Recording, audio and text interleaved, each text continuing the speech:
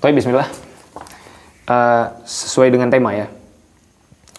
Saya tertarik bahas tema ini ya, karena beberapa hari yang lalu saya sempat menyampaikan di kelas itu ada materi yang bersinggungan dengan filsafat, ilmu kalam dan lain sebagainya. Dan kebetulan waktu itu respon teman-teman juga baik. Makanya saya tertarik untuk berbagi karena kemarin saya nggak sempat ngerekam gitu. Pembahasannya juga menarik ya bagi saya. Cuma kan nggak mungkin saya presentasi di sini gitu ya. Makanya saya coba ikuti alur kitab ini aja. Jadi saya coba baca kitab Qutful Janad Dani Syarh Muqaddimati Risalati Ibni Abi Zaid Al-Qayrawani. Muallifnya di sini Syekh Abdul Muhsin Al-Abbad. Nah, langsung saja ya. Amma ba'du, ya, adapun setelahnya fa inna aqidata ahli sunnati wal jamaah tamtazu bis safa'i wal wuduh. Ya. Akidah ahli sunnah wal jamaah itu terbedakan ditandai dengan kejernihan dan kejelasan, ya. Wal khuluwi minal ghumudi wat ta'qid, dan kosong dari ambiguitas, ketidakjelasan dan pembuatan-pembuatan akidah. Wahya mustamaddatun min nususil wahyi kitaban wa sunnatan. Dan akidah-akidah tadi, ya, akidah-akidah Ahlus Sunnah itu diambil dari nas-nas wahyu, ya, baik dari kitab maupun dari sunnah. Jadi itu yang membedakan akidah Ahlus Sunnah dengan akidah-akidah yang lainnya. Kalau akidah Ahlus Sunnah itu memang murni diambil dari nas-nas kitab dan sunnah. Wa kana 'alaiha salaful ummah, dan apa yang berada di atasnya salaful ummah, sehingga Ahlus Sunnah itu tidak yang penting ada dalilnya, yang penting ada dalilnya, tidak, ya. Dalilnya orang ngebom bunuh diri, ya, itu ada dalilnya itu. Kalau nggak ada dalilnya mereka nggak bunuh diri, ya. Jadi kalau dikatakan semua harus ada dalilnya, sebenarnya segala amalan-amalan yang dilakukan ahlul batil itu bisa dicari-cari dalilnya di dalam Al-Quran dan Sunnah, sehingga kita tidak bisa hanya mengatakan yang penting ada dalilnya. Tetapi apa? Ala fahmiman, ya. Dengan pemahaman siapa? Ya. Di sini beliau mengatakan apa? Wa kana 'alaiha salaful ummah. Ya. Harus ada di situ memang para salaf yang memahami pendalilan itu tadi seperti itu.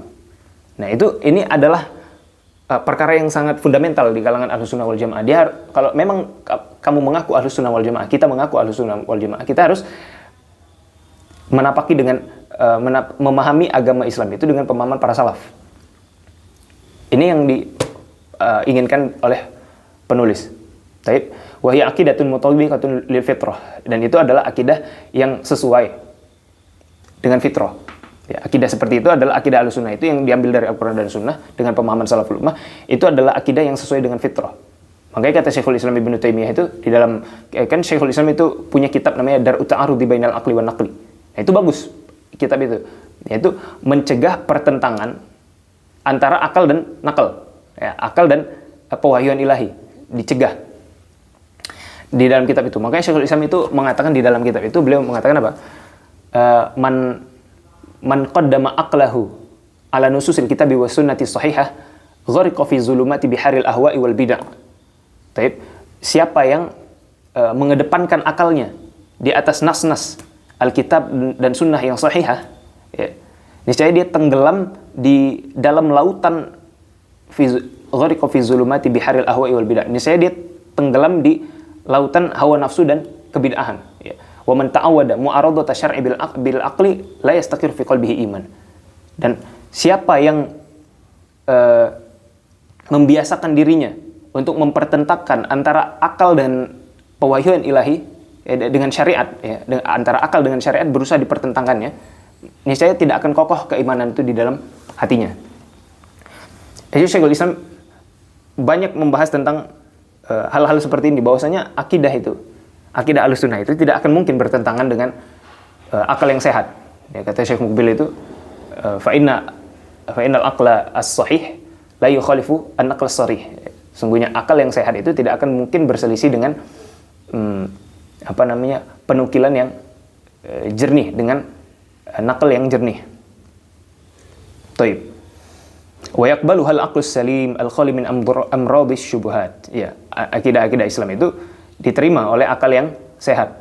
yang kosong dari penyakit-penyakit syubhat. Wa dzalika bi khilafil aqaidil ukhra al-mutalaqqati min ara'ir rijali wa aqwalil mutakallimin. Dan ini berbeda halnya dengan akidah-akidah yang lain yang justru diambil dari pemikiran-pemikiran para tokoh dan perkataan-perkataan para mutakallimin. Ya, ini ahlul kalam. Fa fihal gumud wat ta'qid wal khabt wal khalt. Yang padanya ada ketidakjelasan, ada pembuatan-pembuatan akidah, ada perbenturan dan ada percampuran di situ, akidah-akidah ahlul kalam, akidah-akidah para tokoh. Dari sejak awal mulanya, dari sejak zamannya siapa? Kerusakan pertama di dalam Islam itu selalu itu ada intervensi dari budaya asing. Ya, kalau kita lihat dari sejarah Qadariyah kan, termasuk dari sekte yang pertama kali muncul di dalam sejarah Islam itu kan Qadariyah, yang mana itu adalah tokohnya itu, tokoh utamanya itu, yang bisa kita bilang tokoh utamanya ya, pencetus bid'ah itu adalah Ma'bad al-Juhani. Nah, Ma'bad al-Juhani hidup di zaman sahabat. Waktu itu di akhir-akhir zaman sahabat ada Ibnu Umar di situ. Makanya Ibnu Umar menyatakan berlepas diri dari paham Qadariyah ini. Di Ma'bad al-Juhani ini kan dia mengingkari takdir. Kalau kita lihat dari sanad keilmuannya, Ma'bad al-Juhani kata Imam Al-Auza'i, beliau ini mengambil ilmu dari ya, kata Imam Al-Auza'i rahimahullah taala, beliau mengatakan apa? Kalau nggak salah di dalam Tahdhibul Kamal beliau mengatakan awalu man nataqa fil qadari rajulun min ahli al-Iraq yuqalu lahu sausan. Ya, orang yang pertama kali berbicara tentang takdir dalam bentuk pengingkaran ya, itu adalah seorang lelaki dari dari penduduk Irak yang namanya Sausan. Karena Nasranian fa aslama. Ya, dulunya dia orang Nasrani, kemudian dia masuk Islam. Tsumma tanassara, kemudian dia masuk Kristen lagi, masuk Nasrani lagi. Ya, fa akhadha anhu Ma'badinil Juhani. Maka Ma'bad al-Juhani mengambil ilmu dari si apa tadi itu? Si Sausan an-Nasrani tadi. Nah, wa akhadha Ghailan an Ma'bad, dan Ghailan ad-Dimashqi, ya, beliau mengambil ilmu dari Ma'bad al-Juhani. Jadi mereka punya sanad keilmuan sampai orang Nasrani, Ma'bad al-Juhani ini. Nah, jadi akidah-akidah Islam bagaimana ada pengingkaran terhadap takdir. Ya, justru itu diambil dari pengaruh-pengaruh luar. Islam itu sendiri tidak mengingkari takdir. Kenapa mereka mengingkari takdir? Kalau kita lihat sisi akalannya gitu ya. Mereka itu mengingkari takdir karena dianggap takdir itu kalau nggak mungkin mereka itu susah gitu mengatakan bahwasanya mengaitkan antara kebaikan dengan keburukan itu kepada Allah Subhanahu wa taala. Nggak mungkin lah Allah itu menakdirkan seseorang itu mencuri, nggak mungkin Allah itu menakdirkan menghendaki seseorang itu berzina gitu kan. Karena mereka mau menafikan itu, maka mereka katakan Allah itu tidak menghendaki. Allah itu takdir itu tidak ada. Mereka mengingkari takdir. Ma'bad al-Juhani itu kan pemikirannya begitu.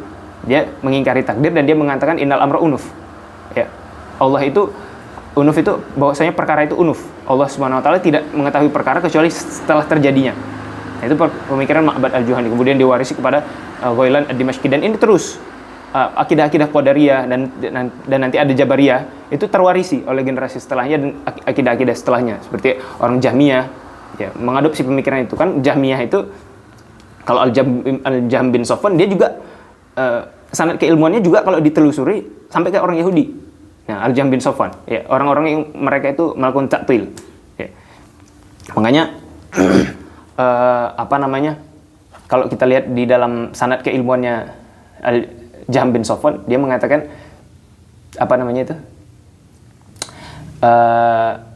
Jahm bin Safwan ini kan mengambil ilmu dari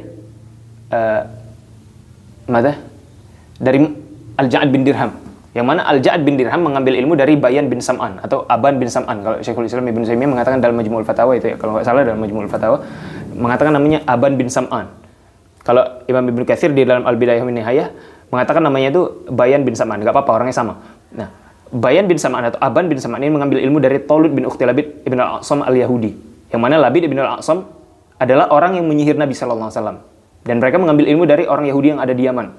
Nah, kemudian diajarkan sampai ke Al-Ja'ad bin Dirham itu tadi. Al-Ja'ad bin Dirham mengajarkan kepada Al-Jahm bin Safwan, sehingga mereka madhab itu tadi ya, Jahmiyah itu dinisbatkan kepada Al-Jahm bin Safwan karena dia yang menyebarkannya.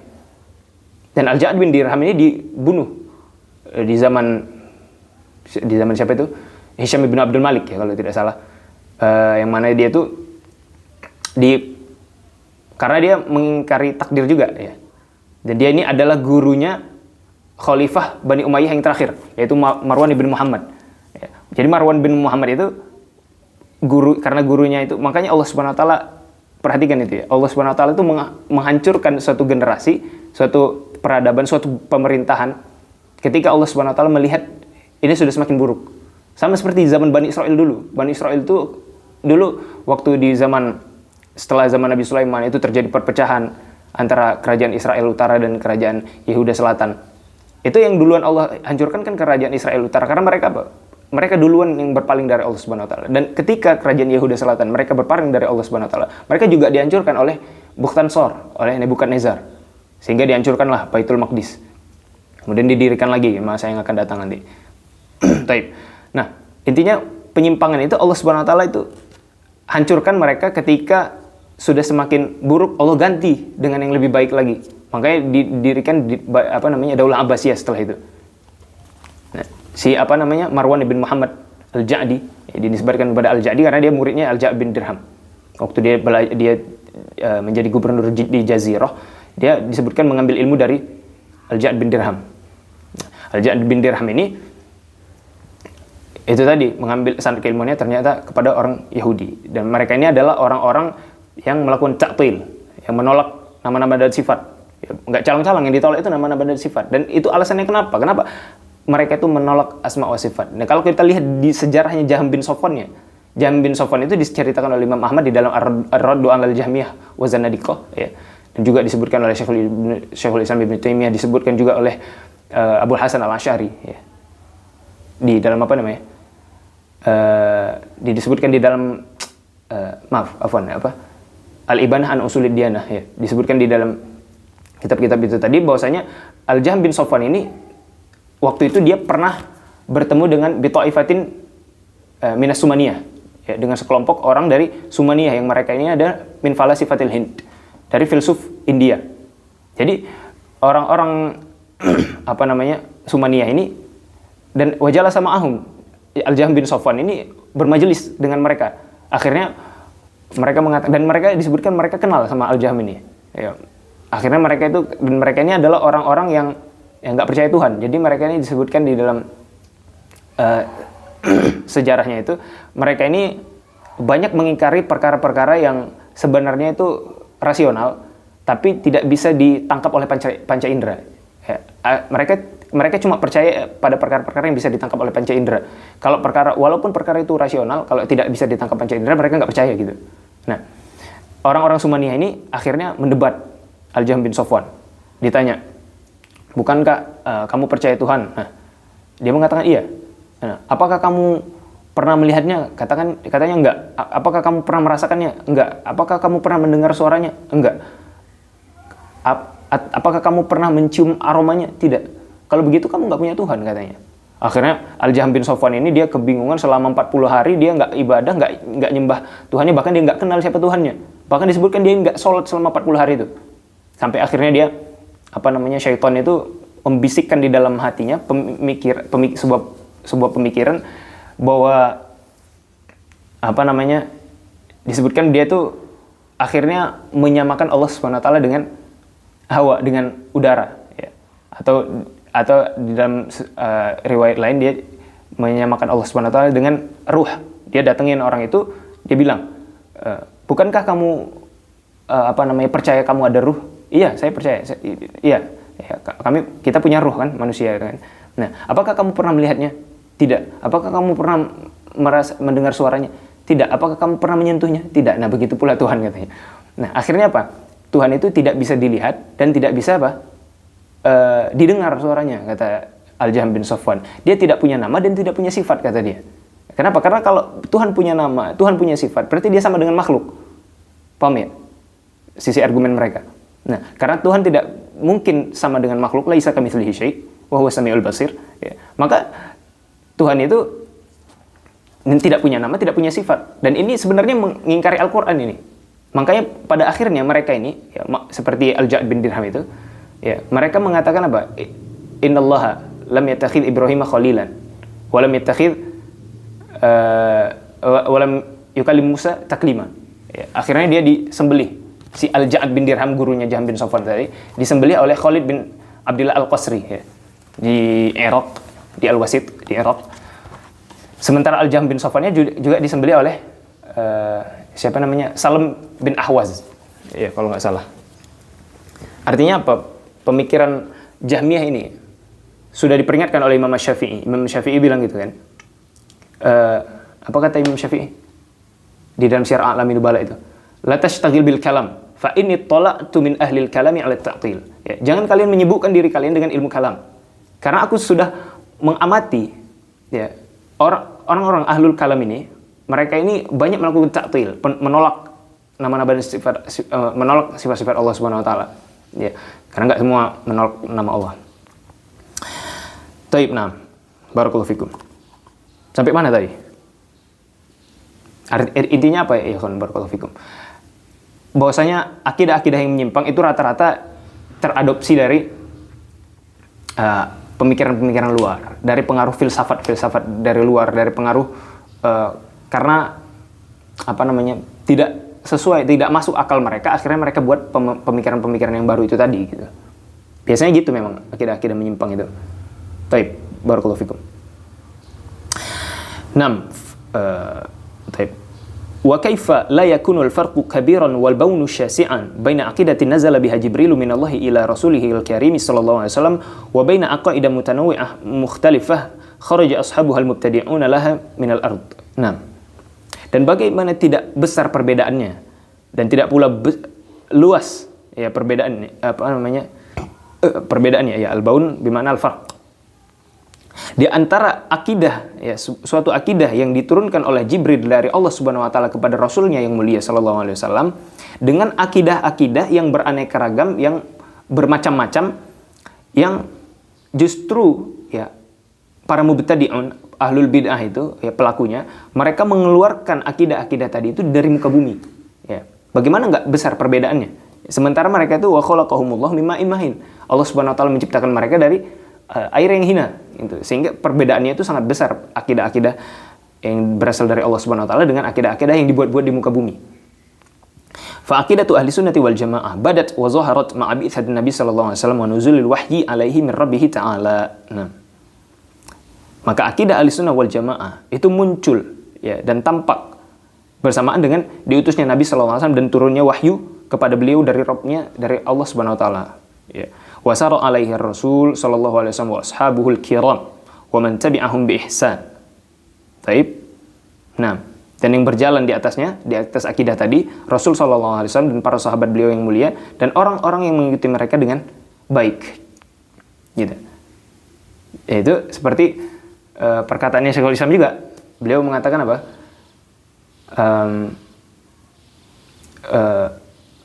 Man zanna annahu ya'khudhu minal kitabi wa sunnah biduni an yaqtadiya bis sahabah wa yatabi' ghayra sabilihim nam fahuwa min ahlil bid'ah, kata Syekhul Islam Ibn Taimiyah. Barang siapa yang menyangka bahwasanya dia mengambil dari Alkitab dan As-Sunnah tanpa menjadikan qudwah, tanpa menjadikan teladan para sahabat dan tidak berjalan sesuai dengan jalan mereka, maka dia termasuk dari kalangan ahlul bid'ah. Itu tadi, makanya makanya memahami Al-Quran dan Sunnah itu tidak cukup. Saya punya dalil, semua punya dalil memang. Kalau mau landaskan dalil-dalil aja, apalagi cuma fatwa. Kalau fatwa itu sebenarnya tidak ada gunanya karena itu qaul manusia. Kalau tidak sesuai dengan sunnah, fatwa yang berguna bagi kita adalah fatwa yang sesuai dengan sunnah. Sehingga kita tidak perlu ditakut-takuti dengan pendapatnya para tokoh, ya kan. Kata Syekh Fulan begini, kata Syekh Fulan begini. Iya, syekhnya kita dapat uzur karena dia ulama, dia dapat pahala ketika ijtihadnya keliru. Tapi kalau apa namanya, orang-orang yang mengikutinya tanpa dalil, tentu saja itu mardud. Ya, kalau dia punya ilmu. Baik, nah. Makanya itu artinya pengaruh filsafat itu tadi ya, barakallahu fikum. Itu memang banyak mencoreng akidah-akidah Ahlussunnah. Tapi nanti insyaallah di akhir. Wal aqaidul ukhra la wujuda laha fi zamanin nubuwah, dan akidah-akidah yang lain yang tidak ada wujudnya di zaman kenabian. Walam yakun 'alaiha sahabatul kiram, yang tidak ada yang tidak diyakini pula oleh para sahabat yang mulia. Bal qad wulida ba'duha fi zamanihim. Tapi sebagiannya sudah terlahir di zaman mereka, di zaman para sahabat ya, seperti Qadariyah tadi sudah lahir di zaman sahabat. Ya. Kalau Jahmiyah, Murji'ah, Mu'tazilah itu zaman tabi'in lahir, ya kan? Kalau Mu'tazilah itu kan tokoh utamanya Wasil bin Atha al-Mu'tazili dan Amr bin Ubaid. Yang mereka mengatakan bahwasanya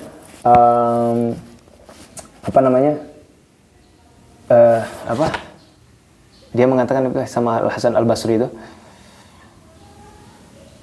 Allahul musta'an, bahwasanya pelaku dosa besar itu dia tidak kafir dan tidak mukmin, tetapi dia fi manzilah bainal manzilatain, ya, berada pada satu kedudukan di antara dua kedudukan gitu. Tapi pada akhirnya nanti di hari kiamat dia masuk mana? Masuk neraka, kekal di dalam neraka. Artinya mereka ini semi khawarij sebenarnya, orang-orang Murji'ah ya. Orang apa? Iya. Orang-orang Wasil bin Atha ya. Ya kalau Murji'ah itu dari apa? Humul ladzina akhrajul a'mal min musammal iman. Mereka itu yang mengeluarkan amalan dari apa yang disebut sebagai keimanan. Nah, tokoh yang pertama kali berbicara tentang keimanan itu adalah siapa namanya? Dzar bin Abdillah Al-Hamdani ya. Dzar bin Abdillah Al-Hamdani. Nah, barakallahu fikum. Sampai mana tadi? Ya. Jadi sebagian akidah-akidah tadi baru terlahir di zaman-zaman para sahabat. Di zaman Nabi nggak ada. Wa ba'duha ba'dan qiradi asrihim, dan sebagiannya muncul akidah-akidah yang menyimpang itu setelah zaman mereka itu tadi, zaman tabi'in dan lain sebagainya. Nanti kan akidah itu terus mengalami perkembangan. Nanti ada Asy'ariyah, Maturidiyah, sebelumnya juga ada Kullabiyah dan lain sebagainya. Ya, wahya min muhdatsatil umur allati hadzara minha Rasul sallallahu alaihi wasallam, dan itu adalah perkara-perkara baru dalam urusan agama yang Nabi sallallahu alaihi wasallam justru sudah memperingatkannya. Ya, sudah memperingatkan umat dari bahaya akidah-akidah tadi. Makanya kata Imam Ahmad ya. Imam Ahmad itu mengatakan tentang ilmu kalam itu apa? Beliau mengatakan apa namanya? Allahul musta'an, terlupakan. Barakallahu fikum. Idza ra'aita ar-rajul yuhibbul kalam fahdharhu, kata Imam Ahmad. Kalau kalian melihat seseorang suka kepada ilmu kalam, maka tahdzirlah dia, kata Imam Ahmad. Ya, para imam keras terhadap ilmu kalam. Begitu pula Imam Asy-Syafi'i. Ya, beliau mengatakan la tashtagil bil kalam. Itu tadi sudah saya sebutkan ya. Fa in tala'tu min ahlil kalami ala ta'til ya. Karena ahlul kalam itu banyak melakukan ta'til. Jadi jangan sibukkan ilmu diri kalian dengan ilmu kalam. Bahkan Imam Syafi'i itu keras, hukmi fi ahlil kalam ayyudrabu bil jarid ya. Hukum saya bagi ahlul kalam itu mereka itu dipukuli dengan pelepah kurma ya. Wa yuhmalu 'alal ibil, kemudian mereka dinaikkan di atas onta. Wa yutafu bihim fil asyair wal qabail, kemudian mereka itu dibawa keliling ke kampung-kampung dan kabilah-kabilah. Wa yundada alaihim, kemudian diserukan kepada mereka, kepada masyarakat itu hadza jazaa'un man tarakal kitab wa sunnah wa aqbala 'alal kalam. Ini balasan bagi orang yang meninggalkan Alkitab dan Sunnah dan justru berpaling kepada ilmu kalam. Nah, taib faqala sallallahu alaihi wasallam wa iyyakum muhdatsatil umur, hati-hatilah kalian, jauhilah oleh kalian perkara-perkara yang baru dalam urusan agama. Fa inna kullu muhdatsatin bid'ah, karena sungguhnya perkara yang muhdats itu adalah bid'ah. Wa kullu bid'atin dhalalah, dan setiap bid'ah itu sesat. Taib. Walaysa minal ma'qul walal maqbul, ya, dan tidak masuk akal dan juga tidak bisa diterima gitu kan. Ayyuhjaba haqqun anis sahabatil kiram radhiyallahu anhum wa ardhahum. Bahwasanya kebenaran itu justru tersembunyi, tertutupi dari para sahabat yang mulia radhiyallahu anhum wa ardhahum. Karena begini, karena termasuk pengajaran Islam itu adalah ya, kebenaran itu tidak akan mungkin diketahui oleh generasi belakangan, sementara generasi sebelumnya nggak tahu gitu. Itu bukan akidah itu bukan konsep Islam itu seperti itu. Artinya kenapa? Artinya begini, ketika para sahabat sudah berselisih, misalkan ada perbedaan tentang suatu pendapat Satu permasalahan, kemudian para sahabat berbeda menjadi dua pendapat nih, misalnya pendapat A dan pendapat B terhadap satu permasalahan. Ya. Maka generasi setelahnya dia tidak boleh memunculkan pendapat baru, tidak boleh memunculkan pendapat ketiga atau pendapat keempat, karena pendapat ketiga ataupun pendapat keempat yang dimunculkan setelah zaman sahabat ini, pendapat dua ini pasti salah. Ya. Pendapat yang benar itu pasti salah satu dari yang dua ini. Kenapa? Karena nggak mungkin dua ini yang salah, pendapat yang ketiga yang baru benar gitu, nggak mungkin. Kenapa? Karena berarti konsekuensinya adalah kalau kayak gitu berarti generasi sebelum kita ya salah semua gitu, paham ya? Nah Islam itu tidak pernah memahami konsep-konsep seperti itu. Baik. Nah, wa yadakharu li unasin yaji'una ba'da azmanihim, dan tersembunyikan bagi umat-umat yang datang justru setelah zaman-zaman mereka.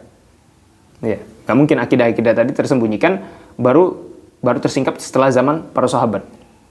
Fatilkal aqaid law kana syai'un minha khairan la sabaqa ilaihi sahabah. Kalau akidah-akidah tadi kalau itu memang benar, ya, niscaya para sahabat sudah mendahului kita memahami seperti itu juga, meyakini seperti itu. Walakin hasyarrun hafizahumullah minhu. Tetapi itu justru adalah keburukan yang Allah Subhanahu wa taala memperingatkan mereka darinya. Wa butuliya bihi man ba'dahum, dan menguji orang yang setelah mereka. Taib. Ini sebenarnya masih panjang dan ini bagus sekali perkataannya. Kalau kita selesaikan sebenarnya kita nggak rugi. Cuma karena terlalu panjang, waktunya juga sudah cukup panjang, hampir setengah jam. Intinya teman-teman ya, barakallahu fikum. Sebenarnya saya juga mau baca tadi sini ada akidah Thahawiyah, ya. Karena saya sempat kemarin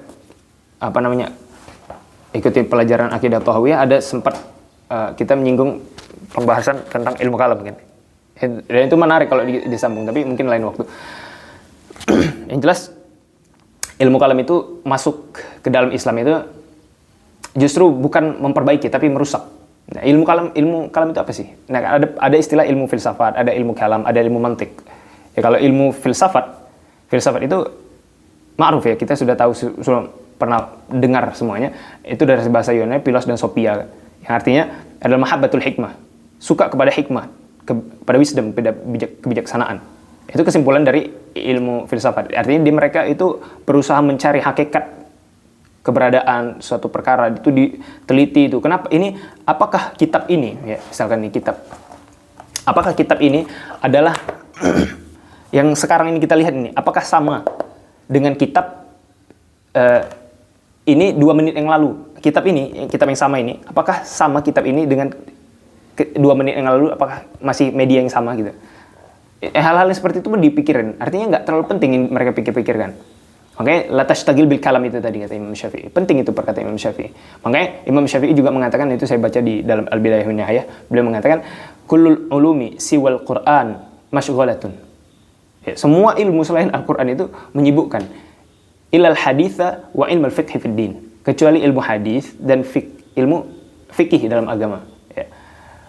Al-ilmu ma kana fihi qala haddatsana. Ilmu itu adalah yang pada ilmu tersebut diucapkan haddatsan, telah menyampaikan hadis kepada kami, telah menceritakan begini kepada kami. Artinya bersifat penukilan yang bisa diselidiki, memang kevalidannya. Ya, ini memang benar dari Allah, benar dari Rasulullah sallallahu alaihi wasallam, sanadnya bagaimana diperiksa. Ya, wa masih wadzaka waswasus syayatin. Yang selain itu hanya waswas syaitan kata Imam Syafi'i rahimahullah. Ya, artinya ilmu filsafat itu adalah ilmu yang menyibukkan. Kesimpulannya seperti itu harusnya.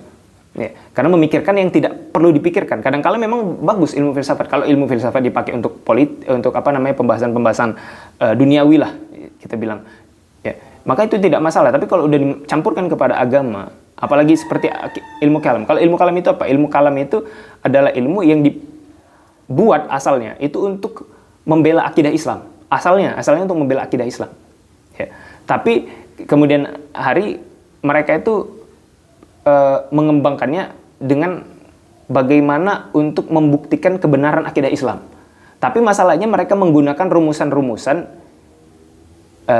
para mutakallimin ini menggunakan rumusan-rumusan yang justru bermasalah, sehingga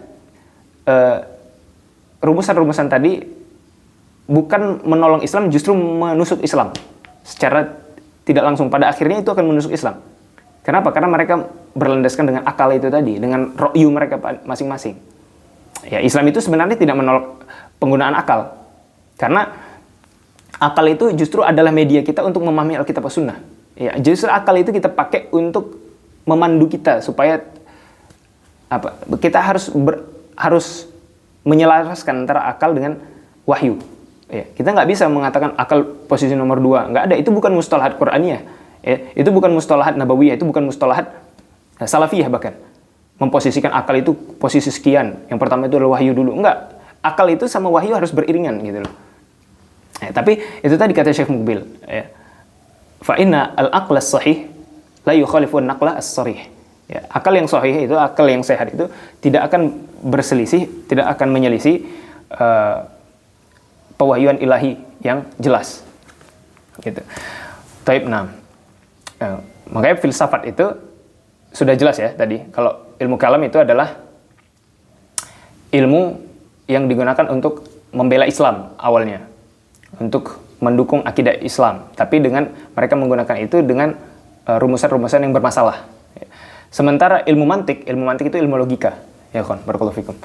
Kalau ilmu mantik itu adalah ilmu logika yang ini juga rumusan-rumusannya sudah dirumuskan, sudah disusun oleh para filsuf Yunan terdahulu, terutama Aristoteles. Kenapa? Karena Aristoteles ini paling banyak karya-karyanya yang masih sampai kepada saat ini dan banyak mempengaruhi filsafat-filsafat modern. Dia sudah membahas metafisika. Mereka kan para filsuf sebelum itu sudah membahas perkara-perkara seperti itu, mawara'at tabi'ah dan lain sebagainya. Oleh karena itu sudah jelas ya ilmu filsafat, ilmu kalam, ilmu mantik. Jadi kalau ilmu filsafat ya itu tadi sudah jelas. Ilmu kalam ya, mencari berusaha membela argumen agama tapi dengan rumusan-rumusan yang keliru. Adapun ilmu mantik dari ilmu logika. Ya, itu insya Allah sudah jelas. Dan mereka ini masuk ke dalam Islam itu awalnya itu di zaman waktu itu di zaman Al-Ma'mun paling terkenalnya cari dalam sejarahnya itu. Di Baitul Hikmah itu jadi dulu kan Abu Ja'far Al-Mansur khalifah kedua dari Daulah Abbasiyah, atau bisa kita katakan sebenarnya beliau ini adalah muasisnya Daulah Abbasiyah itu ya sebenarnya, Abu Ja'far Al-Mansur. Nah, beliau ini suka terhadap kitab-kitab, dia sudah menerjemahkan kitab-kitab kedokteran, sudah menerjemahkan kitab-kitab astronomi, sastra dan sebagainya, teknik dan sebagainya. Itu sudah ada di dinding-dinding istana kerajaan itu, Daulah Abbasiyah itu tadi. Tapi kemudian di zamannya Al-Mansur ini tadi, meninggallah dia kan. Kemudian nanti berganti setelah Al-Mansur itu siapa? Muhammad Al-Mahdi. Setelah Muhammad Al-Mahdi nanti Musa Al-Hadi. Baru setelah itu khalifah yang kelima Harun Ar-Rasyid. Di zaman Harun Ar-Rasyid, kitab-kitab itu sudah semakin membludak. Dia ini juga semangat terhadap ilmu pengetahuan. Diterjemahkan juga beberapa kitab-kitab dari luar. Di zaman Harun Ar-Rasyid itu sudah mulai. Nah, maka kitab-kitab itu tadi karena sudah membludak, sudah mulai banyak di dalam istana, maka dikeluarkan untuk umum. Nah, dibangunlah sebuah lembaga, sebuah institusi yang disebut dengan Baitul Hikmah. Ya, yang awalnya itu hanya perpustakaan. Kemudian seiring berjalan waktu dilakukan situ kegiatan penerjemahan, dilakukan di situ kegiatan penelitian, pusat pendidikan, penelitian ilmiah dan lain sebagainya, sampai dia mencapai puncak kejayaannya di zaman Al-Ma'mun, anaknya Harun Ar-Rasyid.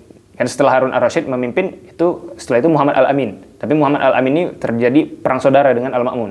Akhirnya setelah memerintah kalau nggak salah 3 atau 5 tahun ya, Muhammad Al-Amin ini diganti oleh Al-Ma'mun. Nah, di zaman Al-Ma'mun inilah Baitul Hikmah itu mencapai puncak kejayaannya. Ya. Yang mana di Baitul Hikmah ini justru Al-Ma'mun ini dia menerjemahkan secara besar-besaran kitab-kitab dari Yunan karena dia sangat suka dengan, sebenarnya ini Ustadz Ana dulu bilang Al-Ma'mun ini sebenarnya orangnya pintar, orangnya cerdas. Istilahnya IQ-nya tinggi lah gitu. Tapi lagi ghairu muwaffaq. Dia tidak mendapat taufik. Ya. Makanya dan dia banyak duduk-duduk dengan orang-orang bermasalah, orang-orang Jahmiyah di zamannya, orang-orang Mu'tazilah ya, di zamannya dia itu. Makanya dia terpengaruh dengan pemikiran-pemikiran Al-Qur'an makhluk, sampai-sampai penasihatnya Ibnu Abi Duat menasihati dia untuk memaksa orang meyakini Al-Qur'an makhluk. Ini sejarahnya sebenarnya menarik sekali untuk kita bahas lebih panjang lagi. Jadi karena mereka itu menganggap bahwasanya Al-Qur'an itu adalah makhluk karena dia di luar entitas Allah Subhanahu wa taala. Ya. Kalau kita mengatakan Al-Qur'an itu kalamullah, berarti kita mengatakan bahwasanya di dalam apa namanya ya? Kalau kita mengatakan sekedar Al-Qur'an kalamullah, ghairu makhluk kan al-sunnah keyakinannya seperti itu kan, kata Imam Al-Barbahari dalam Syarh Sunnah, Al-Qur'an kalamullah tanziluhu wa nuruhu laisa bimakhluk li'anna Al-Qur'an minallah wa ma kana minallah laisa bimakhluk. Nah, maka kalau kita mengatakan Al-Qur'an ini ghairu makhluk, niscaya apa namanya? Berarti dia ilahi. Ini ada unsur ilahinya. Berarti Allah ini tidak ditauhidkan secara mutlak. Bagi mereka gitu, akal mereka menganggapnya. Berarti di sana ada Tuhan yang istilahnya yang berada di mana-mana itu, kata mereka kan kata mereka Tuhan ada di mana-mana. Kemudian ada di sisi kita Al-Qur'an. Nah, itu Tuhan juga berarti. Ini merusak tauhid kata mereka. Sehingga mereka menolak klaim bahwasanya Al-Qur'an itu apa namanya ya? Kalamullah itu adalah disandang oleh Allah Subhanahu wa taala gitu istilahnya. Disandang ya, pakai istilah sandang. Maka mereka itu mengatakan Al-Qur'an itu makhluk. Nah, akhirnya disiksalah Imam Ahmad. Jadi justru ya Imam Ahmad, Yahya bin Ma'in dan lain sebagainya dipaksa untuk mengatakan Al-Qur'an itu makhluk. Ada sebagian ulama yang mereka terpaksa mengatakan Al-Qur'an makhluk walaupun mereka tidak suka dengan itu, tapi ada yang tetap tidak mau, seperti Imam Ahmad, siapa namanya, Muhammad bin Nuh Al-Jundai Saburi kalau tidak salah. Nah, mereka itu tetap tidak mau, sampai mereka dibawa kepada Al-Ma'mun. Waktu itu Al-Ma'mun sedang tidak ada di Baghdad, maka mereka dibawa dari Baghdad, dibawa ke tempat Al-Ma'mun yang waktu itu sedang melawan Romawi. Di pertengahan jalan Imam Ahmad berdoa supaya dia tidak dipertemukan dengan Al-Ma'mun, dan alhamdulillah Al-Ma'mun diwafatkan oleh Allah Subhanahu wa taala. Tapi dia sudah punya wasiat kepada saudaranya Al-Mu'tasim billah, bahwasanya nanti setelah aku meninggal kamu jangan menjauh dari, jangan kamu pernah lepas dari Ahmad bin Abi Du'ad, karena dianggap ini adalah penasehat yang sangat bijaksana gitu kan. Akhirnya Al-Mu'tasim ini terlalu dekat, terlalu hormat sama siapa tadi, Ahmad bin Abi Du'ad, maka dia menerapkan doktrin Al-Qur'an makhluk itu kepada para sahabatnya juga, pada kaumnya, pada para ulama di zamannya, sehingga disiksa Imam Ahmad, disiksa di zaman Al-Mu'tasim billah, Al-Wathiq billah, sampai Al-Wathiq billah ada riwayat dia sempat bertobat. Intinya adalah ya, masuknya filsafat itu tadi ya. Ceritanya itu sangat menarik sebenarnya, tapi cukup panjang. Intinya adalah filsafat itu masuk ke jantung Islam lewat Daulah Abbasiyah. Walaupun mereka mengatakan bahwa kalau kita searching di Google, di mana puncak dinasti Abbasiyah, Daulah Abbasiyah, di puncak kejayaan Islam, Google itu akan jawab di Daulah Abbasiyah. Di zaman Khalifah siapa? Al-Ma'mun katanya. Jadi puncak peradaban Islam itu bagi mereka itu adalah di zaman Abbasiyah, di zaman Al-Ma'mun. Justru ini biang keroknya. Al-Ma'mun ini kan justru yang mempelopori kerusakan akidah Al-Quran adalah makhluk, dan dia memaksa orang lain untuk berakidah seperti itu. Bagaimana kita mengatakan itu adalah puncak peradaban? Puncak peradaban itu di dalam Islam kita melihatnya adalah kualitas orangnya, bukan kualitas bagaimana budayanya, bukan kita melihat bagaimana industrial ataupun kemodernannya itu, bukan itu, tapi kualitas orang-orangnya. Makanya puncak peradaban Islam itu, puncak kejayaan Islam itu justru, puncak keemasan Islam itu justru di zaman sahabat. Karena kata Nabi sallallahu alaihi wasallam, khairul qarni al-qarnul ladzi bu'ithtu fi, ya, atau khairul qarni khairul qarni al-qarnul ladzi bu'ithtu fi. Naam. Sebaik-baik generasi itu adalah generasi di mana aku diutus padanya. Ya, tsummal ladzina yalunahum, kemudian setelahnya, tsummal ladzina yalunahum, kemudian setelahnya. Ya, yaitu zaman tabi'in atau zaman tabi'in, atau dalam riwayat ditambah satu lagi, jadi 4 generasi gitu. Jadi ini adalah generasi terbaik umat Islam. Masa kejayaan Islam itu, masa keemasan Islam itu justru di zaman para sahabat, bukan di zaman Abbasiyah. Baik. Nah, barakallahu fikum. Itu adalah kesalahan konsep kalau kejayaan Islam itu dinisbatkan kepada Daulah Abbasiyah. Justru mereka itu biang keroknya gitu ya. Tentu saja tidak semua, seperti Harun ar-Rasyid itu diakui oleh para ulama. Abu Ja'far al-Mansur, ya, Muhammad al-Mahdi itu diakui Ahlus Sunnah. Walaupun Al-Ma'mun ini tidak dikafirkan oleh para ulama di zamannya. Al-Mu'tasim tidak dikafirkan, Al-Wathiq tidak dikafirkan oleh para ulama, tapi yang dikafirkan para ulama itu adalah Ahmad bin Abi Du'ad, Bishr al-Marisi.